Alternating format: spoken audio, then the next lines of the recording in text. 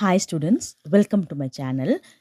என்ன எல்லாருக்கும் exams very க்ளோஸில் வந்துட்டுருக்குன்ற பயம் இப்போ தான் லைட்டாக வந்துட்டுருக்கா? பயப்படவே தேவையில்ல ஸ்டூடெண்ட்ஸ். நமக்கு இன்னும் டைம் இருக்குது.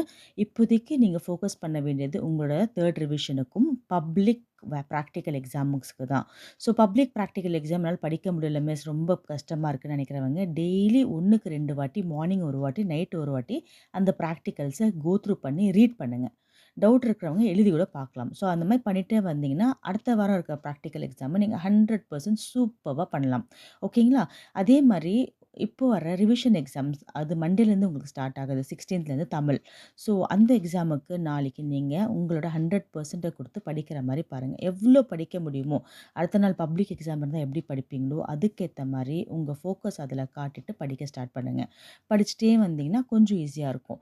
அதுக்கப்புறமா நான் உங்களுக்கு என்ன மாதிரி படிக்கணும், ஒரு நாளைக்கு எத்தனை சப்ஜெக்ட்ஸ் படித்தா பெட்டராக இருக்கும், ஸ்லோ லேர்னர்ஸ் எப்படி 50க்கு மேலே வாங்கலாம், எல்லா அப்டேட்ஸையும் நான் உங்களுக்கு போட்டுகிட்டே வரேன்.